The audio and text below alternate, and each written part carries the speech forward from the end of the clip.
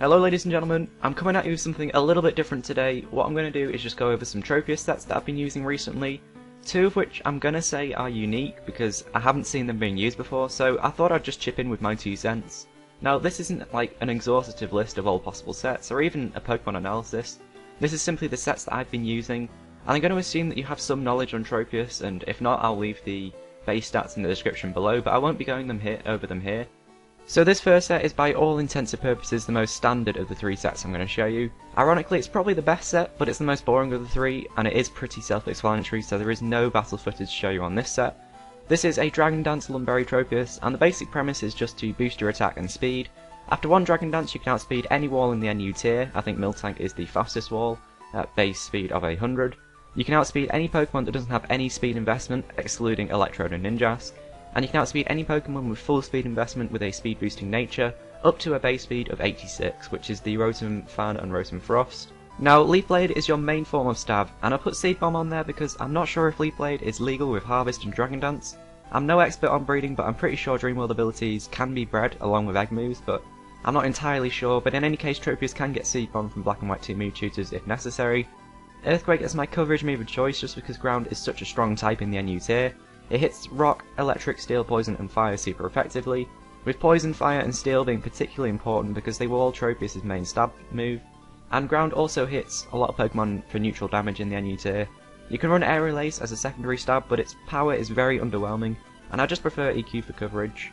Also, I run Rest over Roost or Synthesis just for restoring HP back to full instead of 50%. I mean, it's not vital, and the form of recovery is just entirely up to you. So I've just thrown up a list of common physical walls, and bear in mind here these calcs are all after one Dragon Dance. As you can see, Tropius can hit pretty hard against lots of common walls, and if you can get to +2 before Regirock, Torkoal and Metang come in, then they will be 2-hit KO respectively. Finally, one last point just off the top of my head, these are the best counters to Tropius sets because, well, this Tropius set, because they resist one or both of Tropius' attacks, so try to take down these Pokemon before you attempt to sweep. Also watch out for priority when on low health, especially Ice Shard from Sneasel or Piloswine. And Sneasel is probably the biggest counter to Tropius, just because after one Dragon Dance Sneasel will still outspeed Tropius, and Ice Shard will do 96.75 to 115% to Tropius from full HP, so that will easily just KO a Tropius, so if there's a Sneasel there, get rid of it.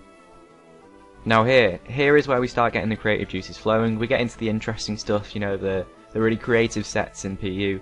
And this is a bulky tank Tropius set, doubling up as a wall and an endgame sweeper. You run 252 HP, 252 special defense, just to ensure you can live weaker, super effective moves such as, you know, Hidden Power Ice from Electabuzz and Fire Blast from Life Orb Magmar. It also gives you chances to live against Ice Beams from Samurott, Gorbis and Simipour, although they're not, you know, 100% chances to live, you can still live them some of the time. Obviously you're still KO'd by, you know, Jynx, Glaceon and Vanillux, they've got stab, super effective, you know, really strong special attacks, but that's to be expected from them. The aim is then to come in on a very favourable switch, to max out Tropius' attack and defence, rest talking if necessary to get rid of status conditions. This gives you a specially and physically defensive bulky monster, who can also pack a huge punch. Once again, Leaf Blade is the favoured stab move of choice. Rest Sleep Talk is the favoured recovery move, just as I said to remove status conditions now that we don't have the Lumberry. Custat Berry is then used to negate all the speed drops from Curse, giving you a very credible endgame sweeper.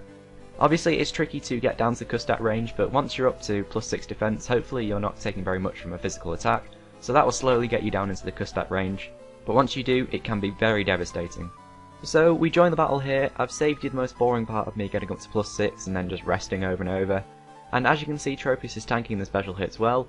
I go for the Leaf Blade, and Koffing takes that so well, and it looks like it's going to be over, you know, this sweep now, because he will outspeed me. However, Tropius' favourite fruit is the Custat Berry, he feasts on them all day, and bam, Custat Berry Leaf Blade surprise, allowing me now to take out the Koffing. And I scored a lucky harvest roll, it is 50-50, and something else is going to have to go down. An Ursaring, a Pokemon that would outspeed me at neutral speed, let alone -6, will go down as well to a +6 Leaf Blade.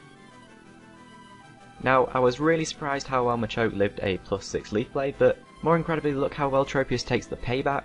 Sadly, a Dynamic Punch crit ends what I'm sure would have been a Tropius sweep, but it still did a really good shift, and it's a good example of how this, you know, Custat Berry set works. Lastly, once again the counters in the last Tropius set apply for this Tropius set as well, so work on getting rid of them first before you bring Tropius in.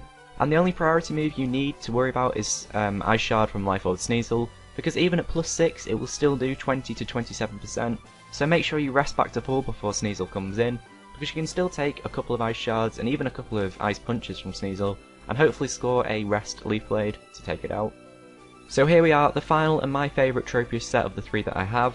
Now I run this as a special set just because I wanted to mix it up from the 2 physical ones that I have, but you can run it as a mixed set with something like a mild nature if you wanted to.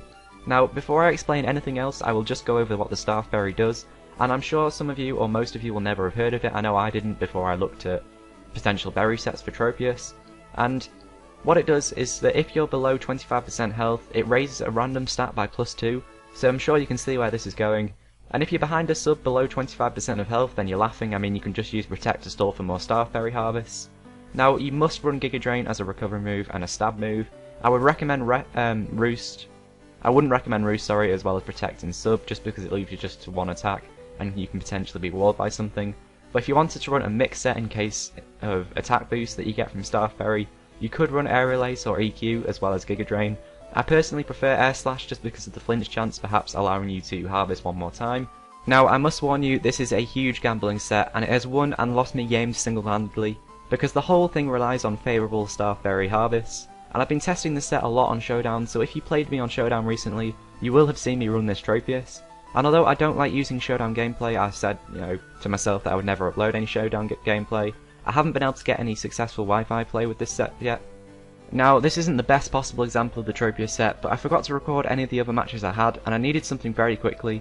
So you can see I got the Tropius in on a very favourable switch, because usually there is nothing War Turtle can do to Tropius, and I can just sub down on his switch. And what I'm going to do is just keep subbing because Skuntank outspeeds, until I can get into the Staff Berry range. And as soon as I drop into that range, I score the +2 special defense and +2 special attack, meaning that Fire Blast won't actually break my sub anymore, and I can just use Protect to try and get me more successful harvests. I think if I got some speed boosts, I could have potentially done some serious damage to his team. Unfortunately, I end up with +4 special defense, +2 special attack, +4 defense, and +2 attack, before forgetting about Ice Shard and just Pillar Swine killing me off. But you can see how many boosts I got in such a short space of time, how potentially devastating this set can be. So that will be all she wrote for Tropius, and I hope I put this very underused dinosaur back in your radar with 2 interesting sets I think, and 1, although boring set, is actually a very good set as well. And with that being said, I hope you all enjoyed that, and I will see you all next time. Goodbye.